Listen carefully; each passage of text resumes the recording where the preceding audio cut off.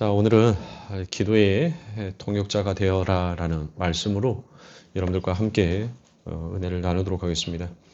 우리가 지난 시간에 바울 사도가 데살로니가 성도들을 위하여서 어떤 기도를 드렸는지 여러분들과 함께 살펴보았습니다.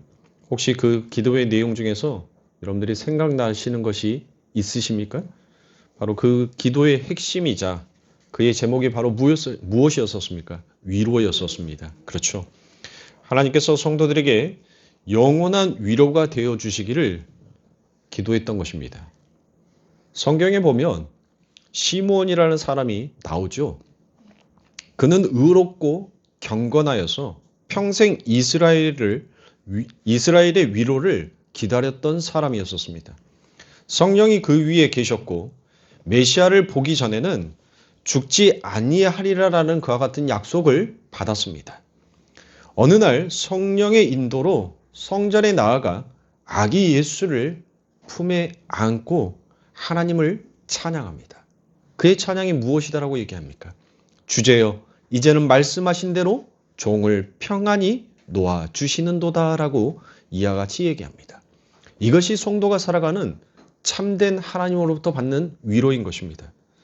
세상이 주는 잠깐의 위로가 아니라 오직 예수 그리스도를 품에 안은 자만이 누릴 수 있는 위로인 것입니다.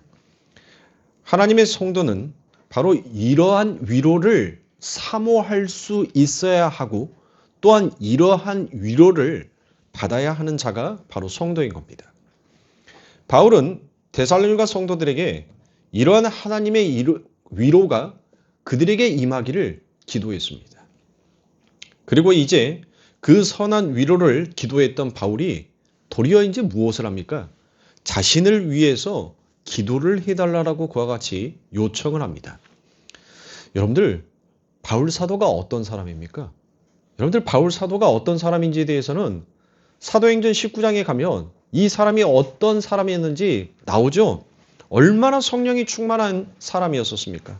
하늘의 놀라운 계시를 여러분들 너무 많이 받아서 스스로 자고하지 않도록 하나님께서는 그의 육체에 가시가시 허락을 했던 자였었습니다.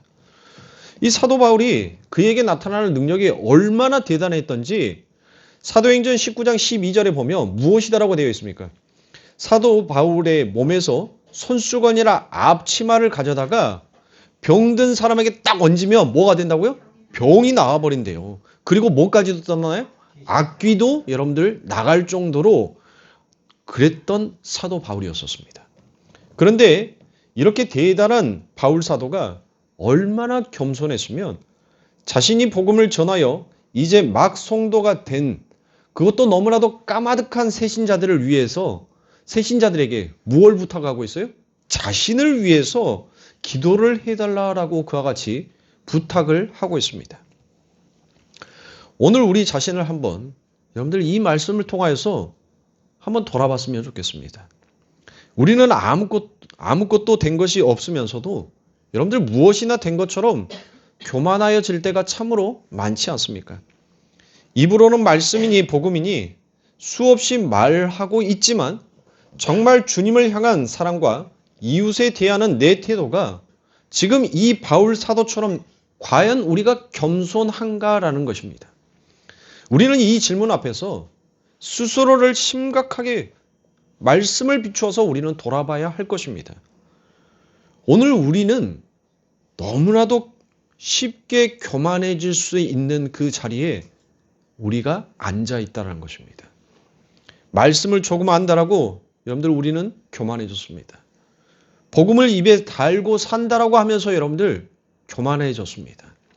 그러나 바울 사도는 자신을 가리켜서 내가 죄인 중에 괴수다라고 그와 같이 고백을 할 정도였습니다. 그렇게 사도 바울은 주저없이 성도들에게 기도를 부탁할 수 있었던 것입니다. 자신의 약함과 부족함을 인정하는 사람만이 여러분들 무엇 할 수 있어요? 기도를 부탁할 수 있는 것입니다.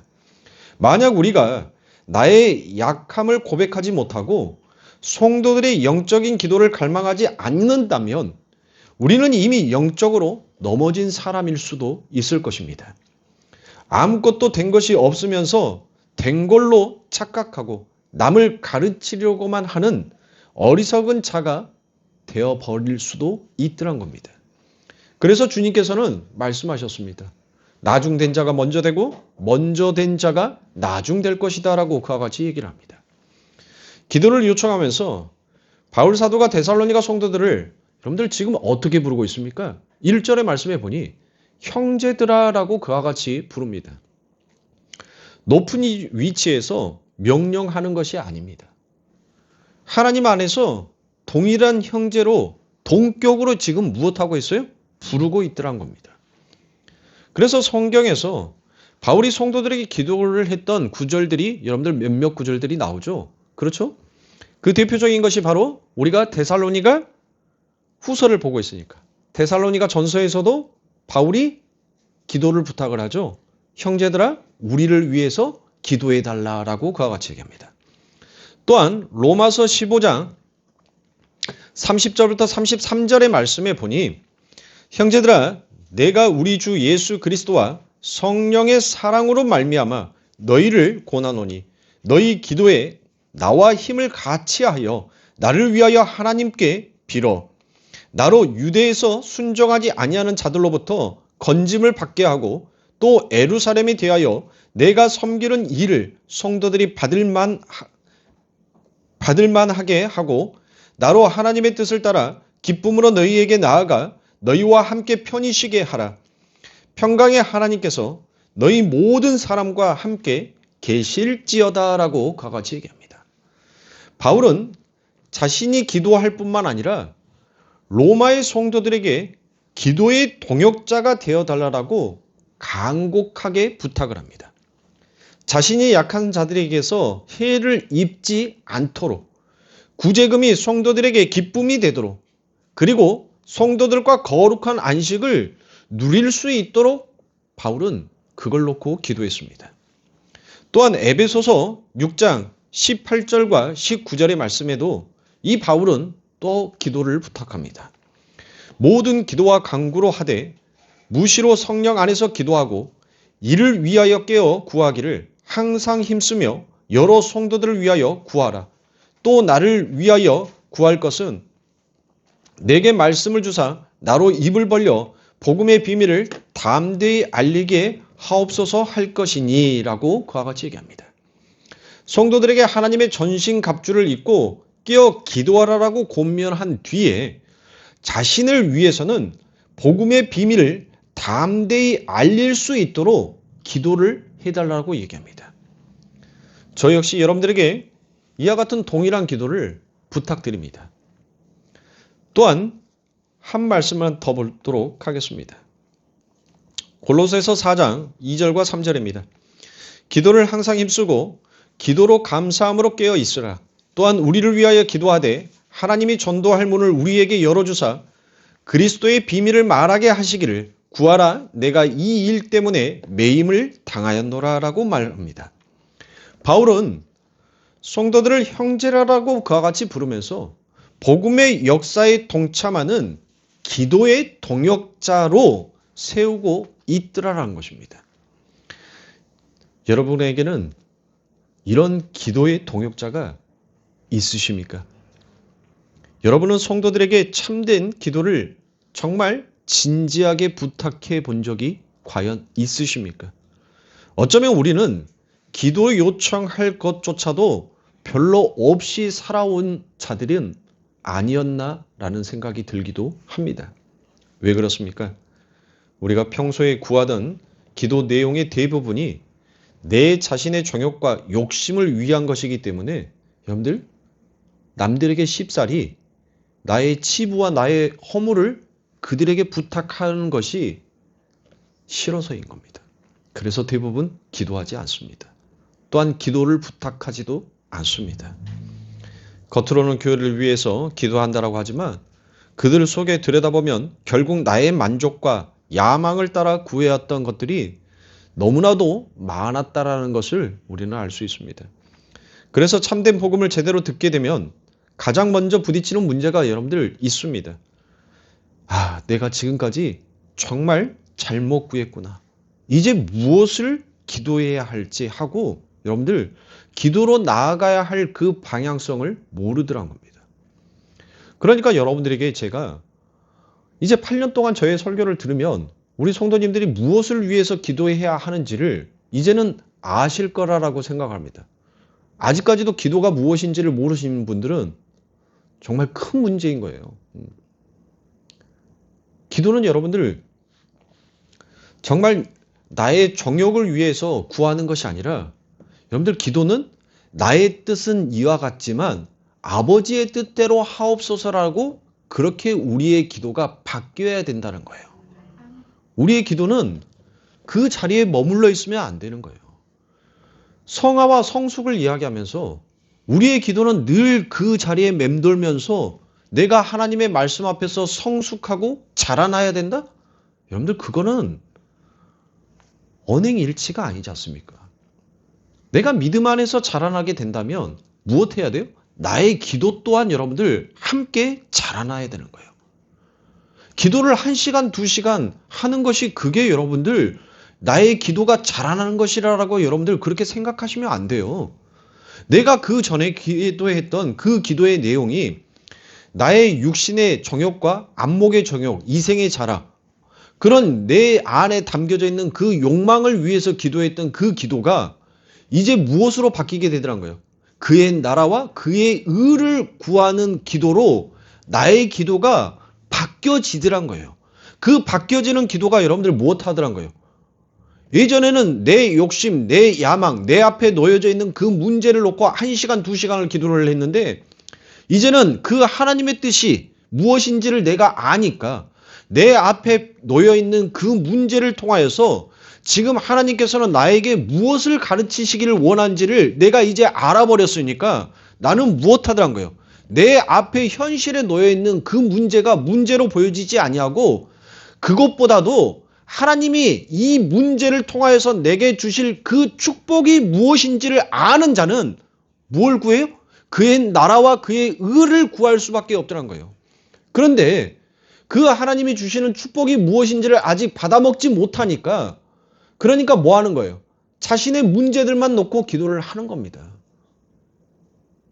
기도는 우리의 믿음이 성장하듯이 우리의 기도의 내용도 성장해져 가야 하는 거예요. 우리가 무엇을 기도할 바를 알지 못했습니다. 그래서 우리 주님께서 주기도문이라는 그 기도문을 주셨고 너희는 이와 같이 기도하라라고 가르쳐 주셨어요. 우리는 그 기도를 우리의 기도의 틀, 기초로 삼고 그 위에 나의 기도, 하나님께서 내게 말씀하여 주신 그 말씀을 통하여서 하나님과 대화하는 그 대화로 나아가야 하는 거예요. 그게 올바른 기도인 겁니다. 그런데 어린아이처럼 10년을 다니든 20년을 다니든 여전히 내 기도는 똑같아. 새신자 때 했던 그 기도가 내가 10년이 돼도 20년이 돼도 30년이 돼도 여전히 하나님 앞에 하는 그 기도는 성장하는 기도가 아니라 멈춰버린 기도로 계속 똑같이 하고 있어. 그런데 그 기도가 이제 뭐예요?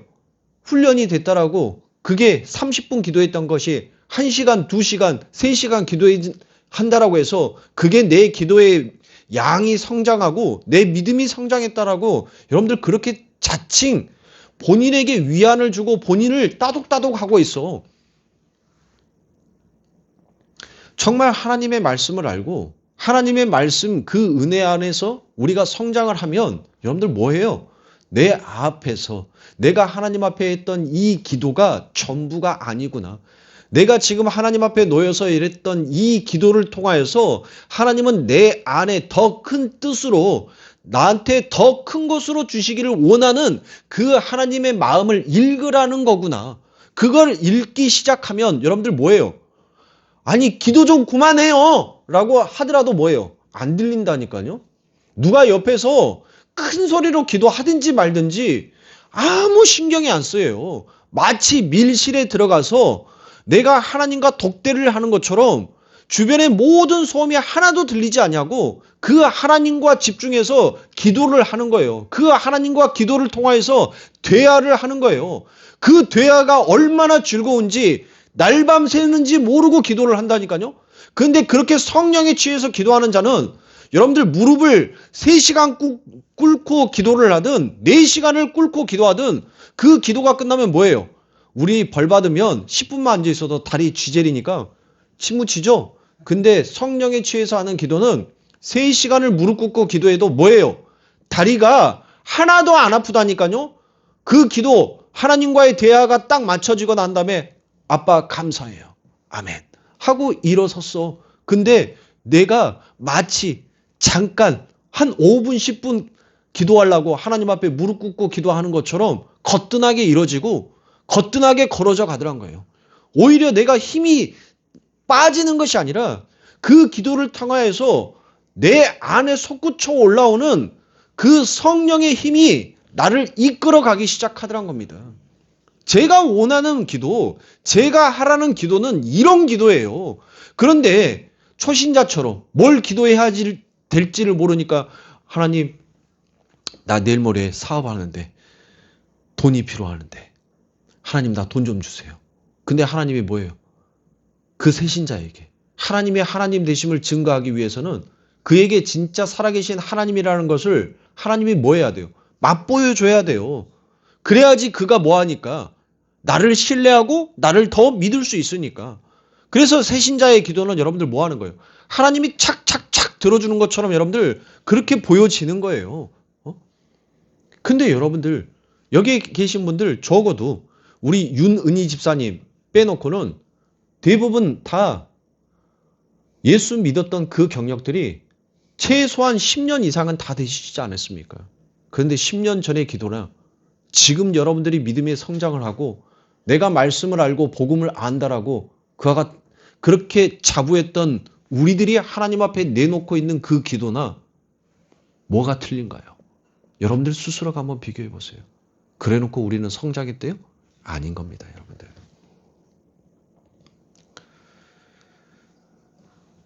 그래서 오늘 바울의 기도 요청을 여러분들이 보시면 성경은 기도를 여러분들 무엇이다라고 얘기합니까? 바로 무시로 항상 깨어 힘써 기도하라라고 이야기합니다. 왜 이렇게 기도를 해야 합니까? 왜 우리가 항상 깨어 힘써 기도해야 합니까? 바로 영적인 싸움은 여러분들 이 기도 없이는 단 한 발자국도 뗄 수가 없기 때문입니다. 영적 전쟁에서 여러분들이 이길 수 있는 가장 큰 무기는 여러분들 뭐예요? 기도밖에 없는 거예요. 그 기도로 무장되어지지 아니한 상태에서 여러분들 전장에 나간다? 여러분들은 100점 100승 하는 것이 아니라 100점 100패 할 수밖에 없는 겁니다. 그래서 성경은 너희는 항상 깨어 힘써 기도하라라고 그와 같이 얘기를 하는 거예요. 기도한다는 것은 나의 신앙의 힘과 능력과 근거나 나에게 없음을 인정하는 여러분들 뭐예요? 그게 바로 하나님 앞에 겸손의 자세인 겁니다. 기도가 바로 겸손인 거예요. 하나님, 나는 능력이 없습니다. 나는 할 수 있는 것이 없습니다.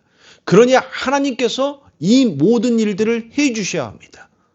여러분들, 이 겸손의 태도가 바로 기도인 거예요. 그래서 성도가 기도하지 아니한다는 것은 여러분들 뭐 하는 거예요? 교만한 겁니다. 성도가 기도하지 않는다는 것은 하나님의 도움 없이 내 힘으로 내 능력으로 해보겠다라는 하나님 앞에 교만인 거예요. 그래서 우리가 항상 기도하라라고 성경 속에서 말씀하는 것은 너를 항상 낮추라는 겁니다. 너는 능력이 없는 자고 너는 불가능한 자이기 때문에 네 능력, 네 힘으로는 할 수 있는 것이 없기 때문에 너는 늘 낮은 자리, 그 자리에서 뭐 하라고 얘기해요? 기도하라는 거예요. 아멘. 겸손하라는 겁니다. 아멘. 그렇다면 우리가 정말 기도해야 할 내용은 무엇이겠습니까? 우리가 찾아본 모든 구절의 공통점은 바로 복음을 위한 기도였다는 것이에요. 무엇을 위한 기도? 복음을 위한 기도였던 거예요.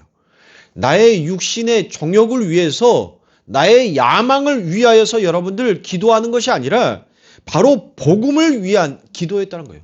그 복음의 비밀, 그리스도의 비밀을 담대하게 전할 수 있도록 전도의 문을 열어주시도록 여러분들 기도했던 겁니다.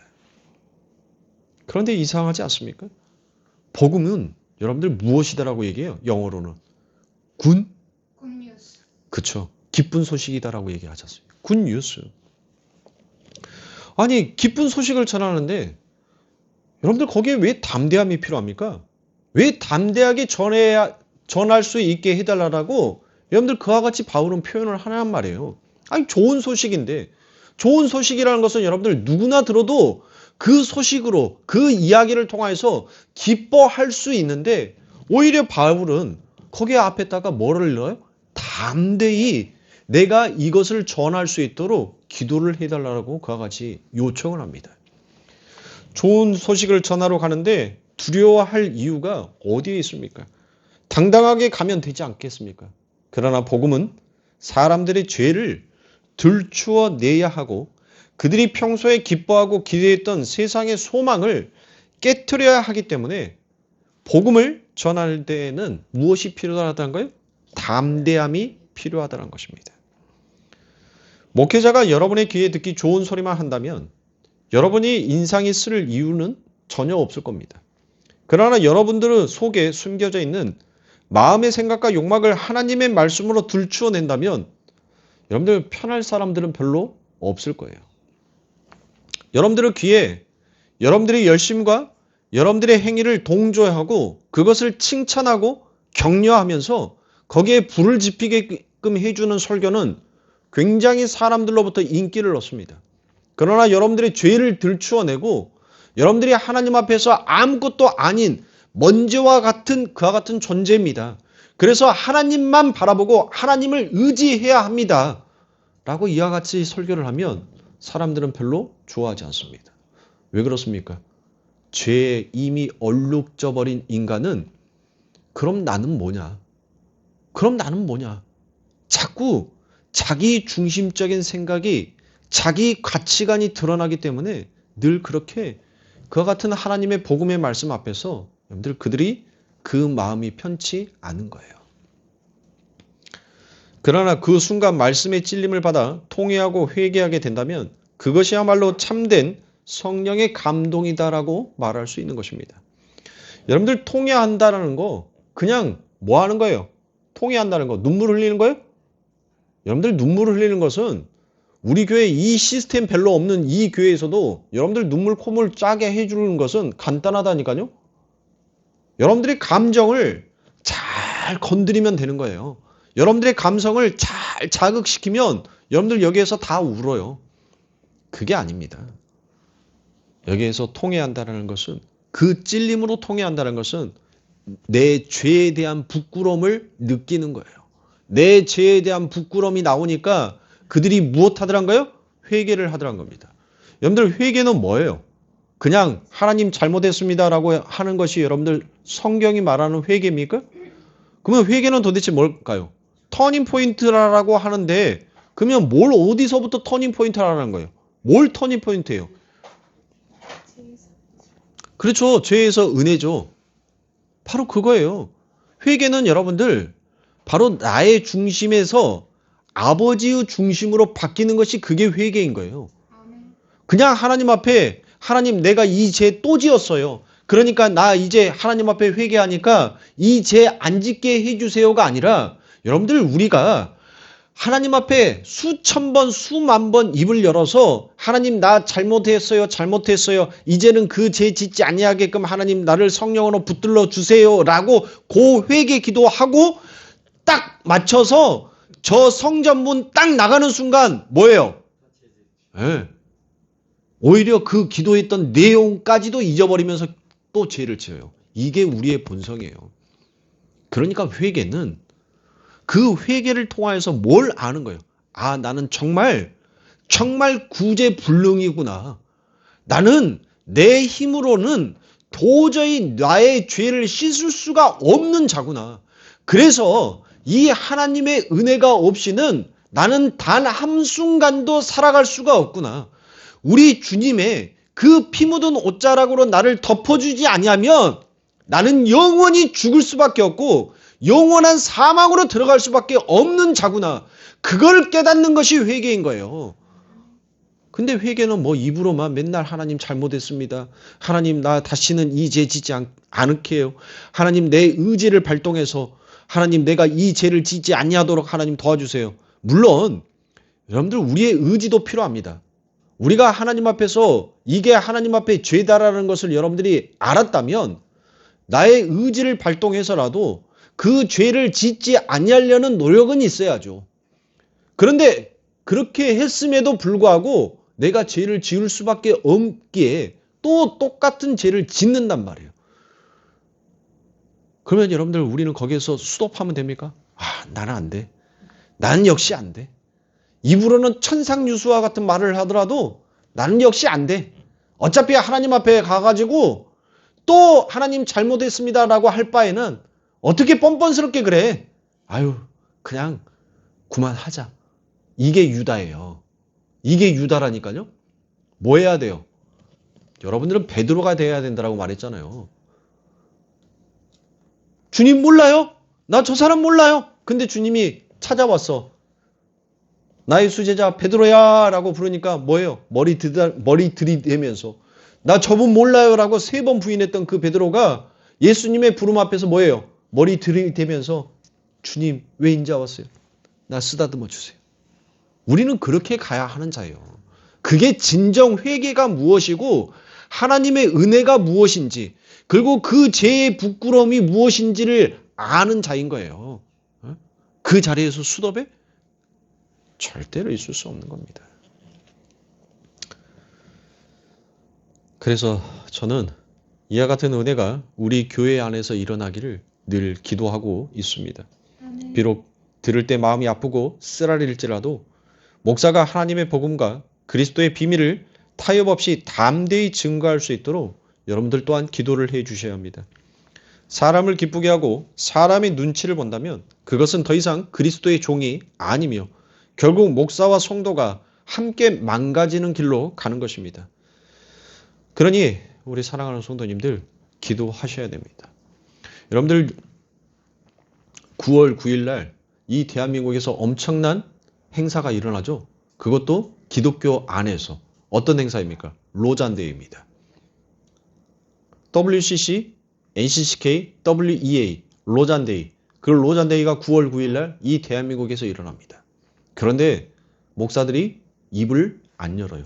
대형교회 목사들이라고 하는 자들이 선배라고 하는 사람들이 입을 열어서 그거를 하면 안 된다라는 올바른 목소리를 내야 하는데 그와 같은 소리를 내지 않습니다. 왜 그래요? 왜 그럴까요? 그걸 하면 뭐 하니까? 교회가 시끄러우니까. 사람들이 별로 좋아하지 않으니까. 그러니까 입을 닫고 침묵하는 거예요. 결국 주의 종이 침묵하면 그 교회도 그 하나님의 양들도 그 함께 침묵 속에서 조용히 죽어가는 겁니다. 여러분들 하나님의 말씀을 대적하는 그와 같은 행위를 대해서는 반드시 크고 작음이 없이 소리를 내야 돼요. 성경 속에서 하나님을 대적하는 자들이 그 말로가 어떻게 됐는지 다 기록되어 있잖아요. 하나님을 대적했던 자들의 그 마지막 생이 여러분들 결코 편하지가 않았었습니다. 정말 우리가 그 성경을 읽으면서 정말 끔찍하다라고 할 정도만큼 그들은 처참하게 죽었습니다. 스스로 자기의 목숨을 끊고 있는 자와 똑같은 거예요. 근데 이 대한민국의 목회자들이 입을 닫고 있어요. 그 9월 9일 날 로잔데이를 이 대한민국에서 하는 것을 나는 결사 반대한다. 그리고 우리 성도들이 그 대회에 간다면 그 성도는 더 이상 우리 교인으로 여기지 아니하고 우리는 출교를 시키겠다. 그런 엄중한 이야기를 하시는 분들이 여러분들 없습니다. 자꾸 교회가 침묵을 하니까 교회가 더 이상 죄에 대해서 지적을 하지 않으니까 그 죄가 이제 뭐 하는 거예요? 성형을 하는 겁니다. 판을 치는 거예요. 오히려 그 죄가 선을 향하여서 네가 악하다라고 그와 같이 말하는 시대가 와버린 겁니다. 자칭 하나님의 이야기를 하지만 사람의 종이 되어버린 사들이 너무 많다는 거예요. 그러나 여러분들, 우리의 주님은 반드시 오십니다. 아멘. 그리고 그 주님이 오신 날 반드시 주님은 심판하실 겁니다. 아멘. 네가 나의 종이었는지 사람의 종이었는지 우리 아버지 하나님께서는 그 하나님의 엄중한 말씀의 잣대로 우리를 분별하시고 분리하시고 심판하실 겁니다. 그러니 우리 성도님들, 우리 교회가 정말 아버지 하나님의 그 말씀 앞에서 세상과 타협하지 아니하고 이 그리스도의 비밀을 올바로 끝까지 전할 수 있도록 우리 성도님들은 기도를 해 주셔야 합니다. 아멘. 오늘 본문에서 바울 사도는 데살로니가 성도들에게 무엇을 기도로 요청하고 있습니까? 1절에 보니 주의 말씀이 너희 가운데서와 같이 달름질하여 영광스럽게 되기를, 그와 같이 얘기를 하죠. 바울은 주의 말씀이 데살로니가 성도들 가운데에서 힘있게 역사했던 것처럼 다른 지역에서도 동일하게 달음질하여 영광스럽게 되기를 기도하고 있는 것입니다. 그리고 그것을 위해 너희도 기도해달라고 그와 같이 얘기합니다. 바울이 이 편지를 쓸 당시는 고린도에 머물고 있었을 때였습니다. 고린도 사역에서 많은 대적과 어려움을 바울은 겪고 있었던 시간이었습니다. 그렇게 데살로니가 교회에 임했던 그 놀라운 말씀의 능력이 고린도와 다른 사역지에서 똑같이 동일하게 나타나기를 바울은 간절히 원하였던 것입니다. 그렇다면 데살로니가 성도들에게 일어났던 복음의 역사란 여러분들 과연 어떤 것입니까? 데살로니가전서 1장에 보면 하나님의 말씀이 그들에게 그저 말로만 전달된 것이 아니었다라고 얘기를 합니다. 그렇죠? 거기에는 뭐가 있었다는 거예요? 성령과 능력과 큰 확신으로 증거되었고, 성도들은 환난 가운데서도 주와 사도를 본받는 자가 되었으며 우상을 버리고 하나님께로 돌아와 주 예수의 강림을 기다리는 자들이었다라고 그와 같이 기록을 하고 있습니다. 이것을 한 단어로 여러분들 요약하면 무엇이 되겠습니까? 바로 믿음의 역사와 사랑의 수고와 소망의 인내다라고 이와 같이 얘기할 수 있는 겁니다. 우리는 말로는 믿음을 잘 이야기합니다.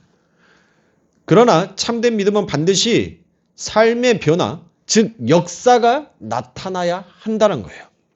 말로만 하는 믿음은 귀신들도 여러분들 똑같이 할 수 있습니다.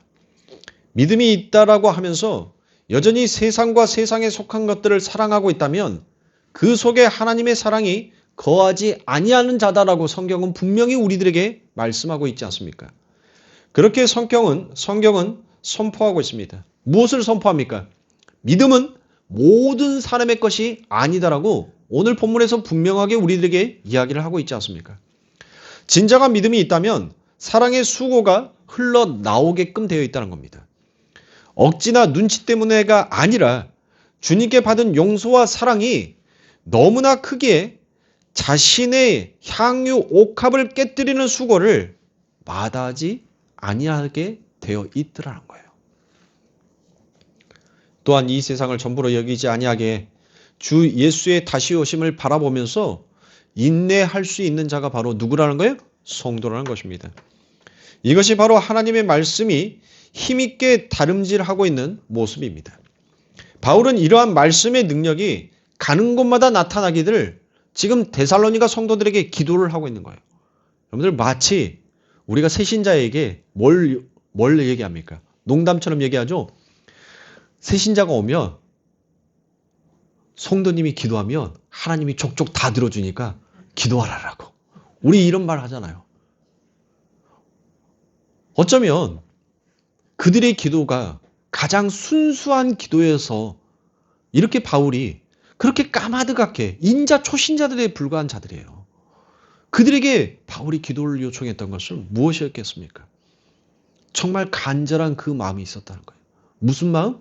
그리스도의 그 비밀, 아버지를 사랑하는 그 마음이 인자 막 시작한 그 초신자에게 기도를 부탁할 만큼 그는 뭐 했다는 거예요?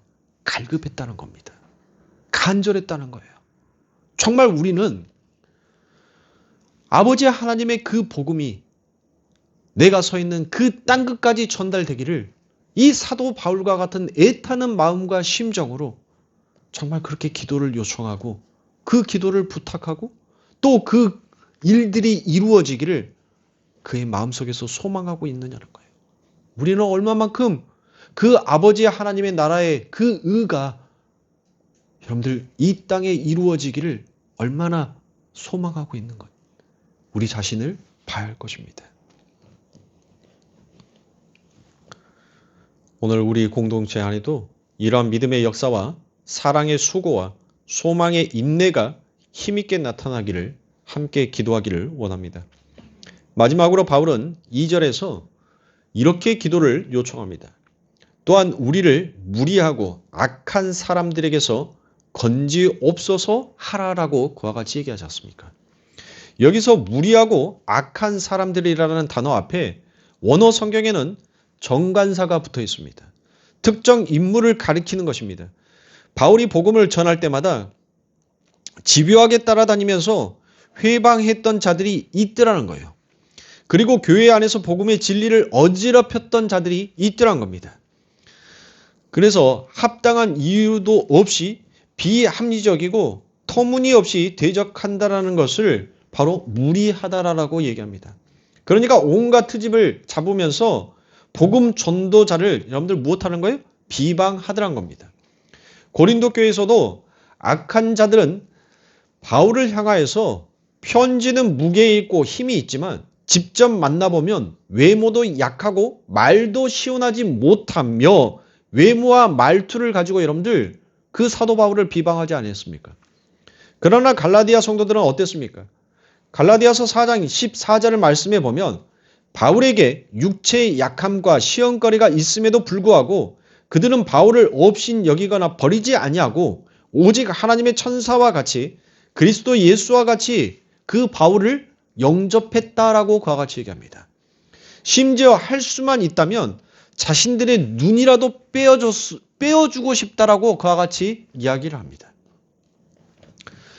동일한 바울을 대하는데 참된 성도와 대적자의 모습은 여러분들 이렇게 다릅니다.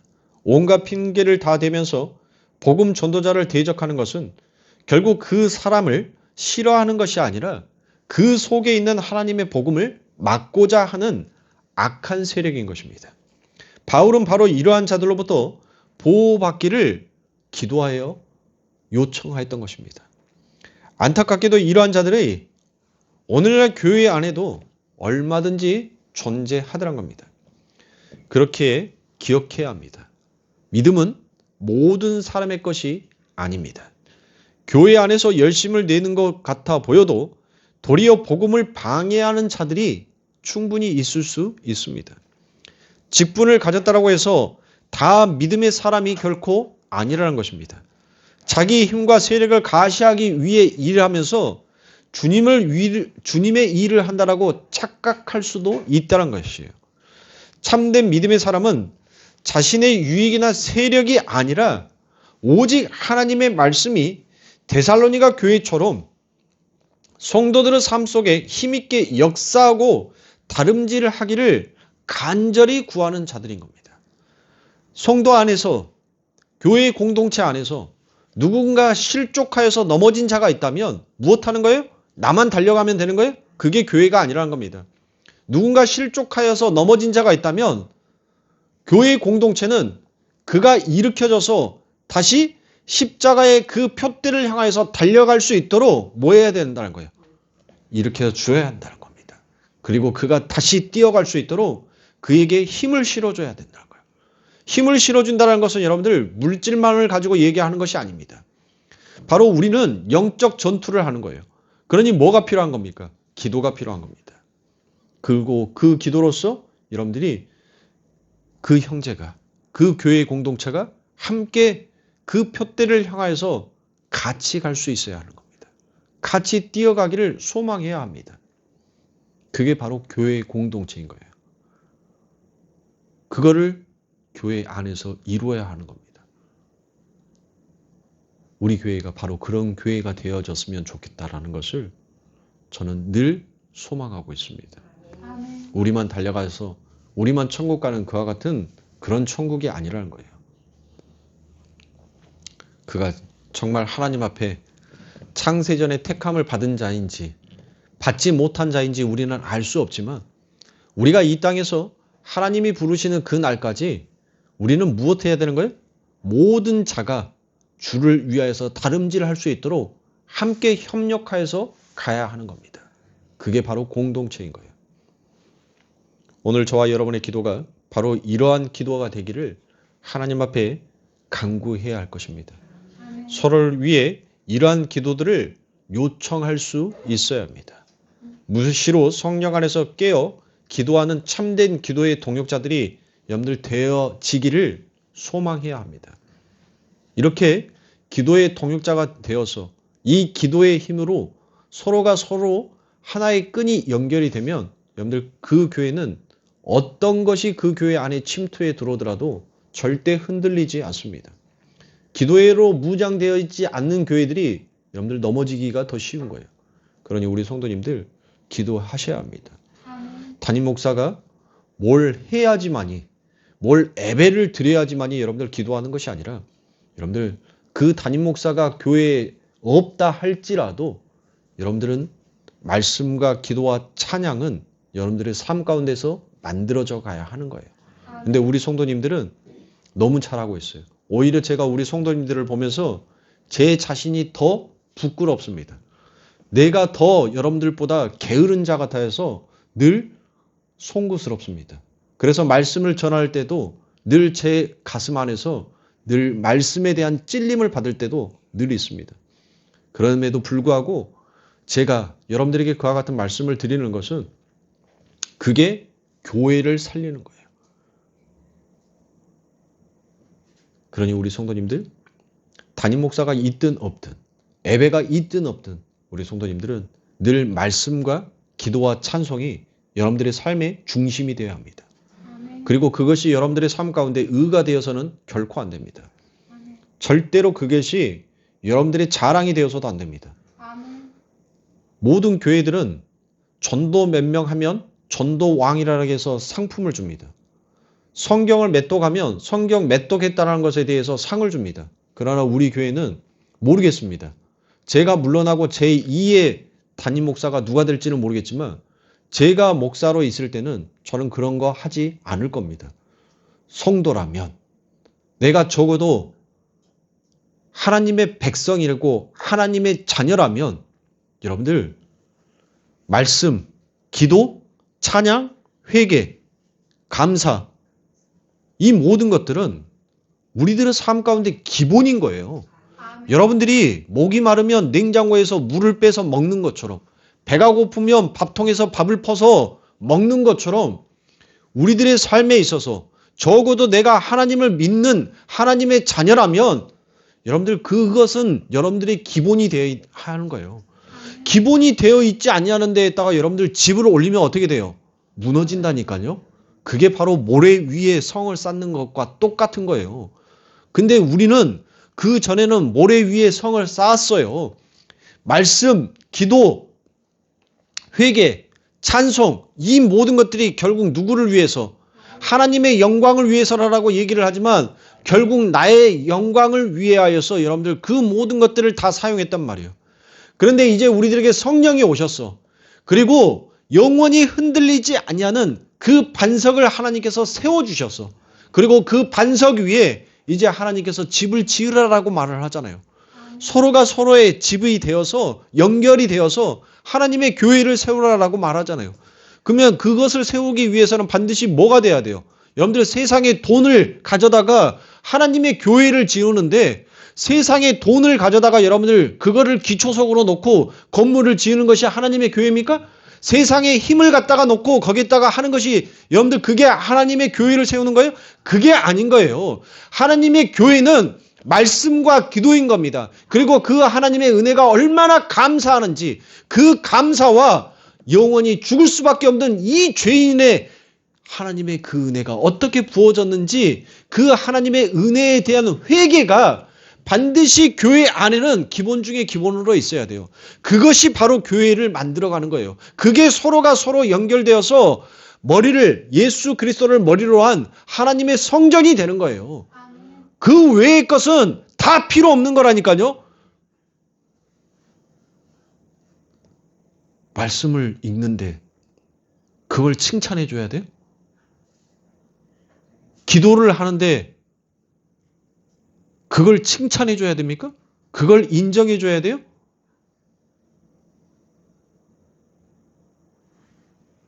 내 삶 가운데 말씀과 기도와 찬송과 회개, 감사 이것은 이게 내 삶 가운데 이루어지면 여러분들 뭐 하는 거예요?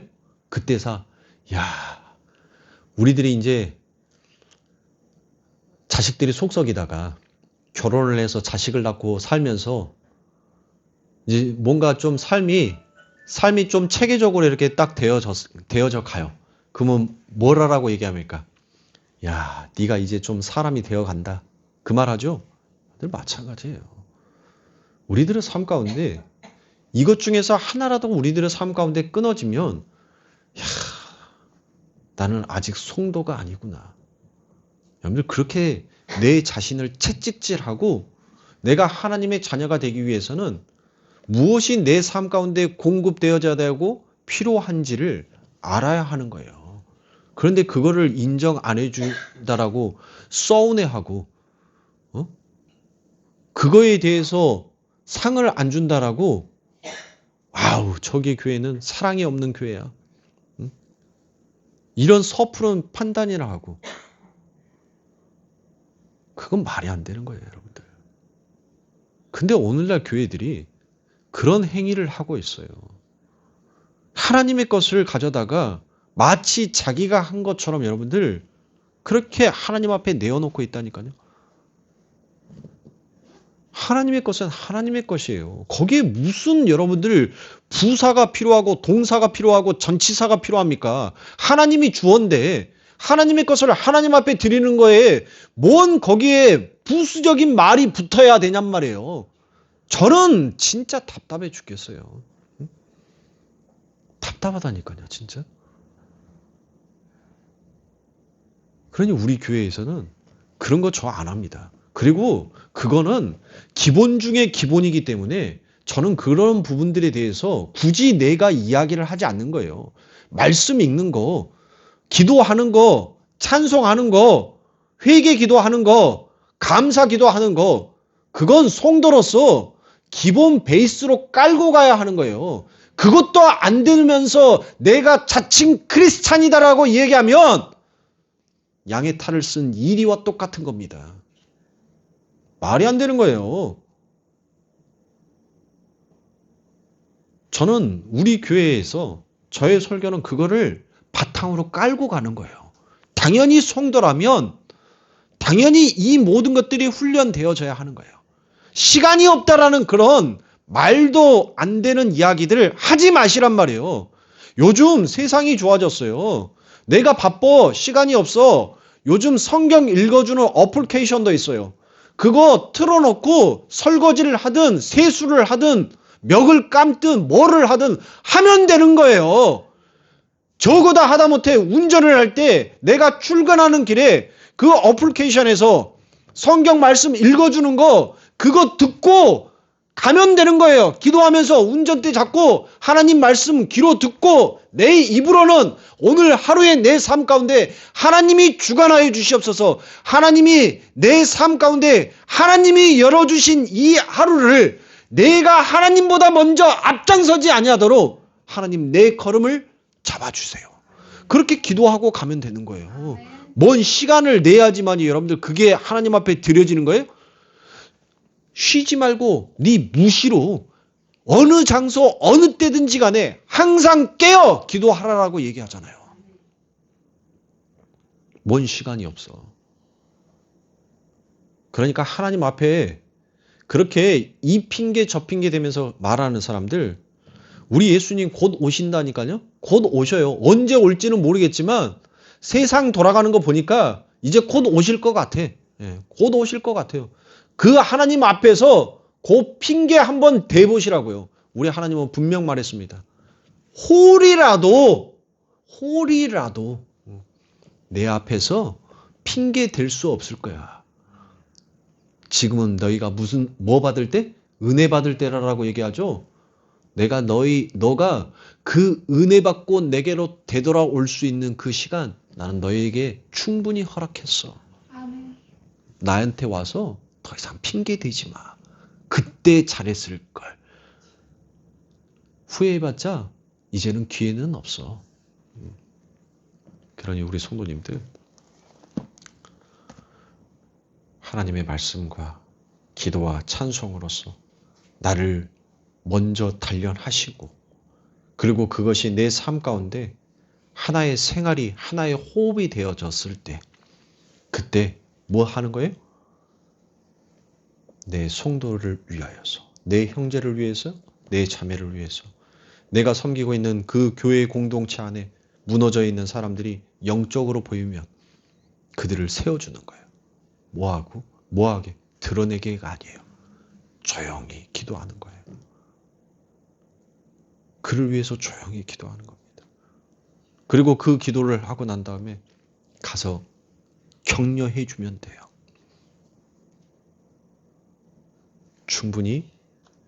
자매님은 충분히 주님의 말씀으로 다시 일어서실 수 있는 분입니다. 기도하고 있습니다. 그 한마디면 끝이에요. 그 한마디면 돼요. 뭘 구구절절 이야기합니까?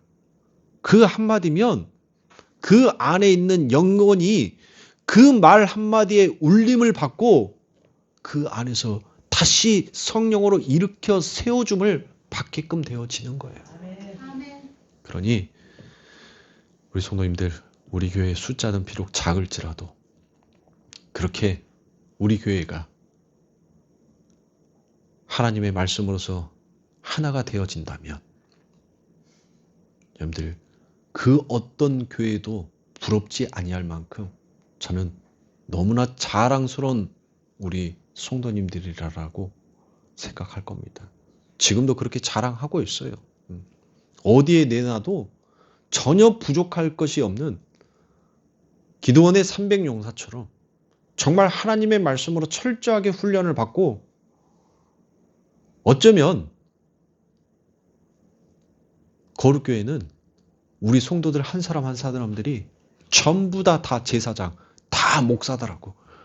어느 자리에 가서 마이크 잡아놓고 설교하라면 이제는 8년 동안 들어왔던 그 설교가 다 잊어버려서 내 머릿속에 정리 안 돼 있는 것 같지만 막상 딱 세워놓으면 어느 자리에서든지 간에 구구절절 다 설명하고 말할 수 있을 만큼 이제는 그 단계까지 왔다고.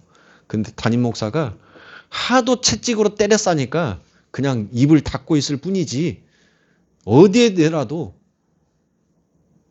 웬만한 한 구역 정도는 그냥 한 손가락으로 들었다 놨다 할 정도만큼 우리 교회 성도님들 그렇게 자라났다고. 저는 그렇게 우리 목사님들한테 자랑해요. 저는. 목사가 훌륭한 것이 아니라 훌륭한 양들이 있어서 목사가 더 돋보이게끔 되었다고. 저는 그렇게 자랑을 합니다.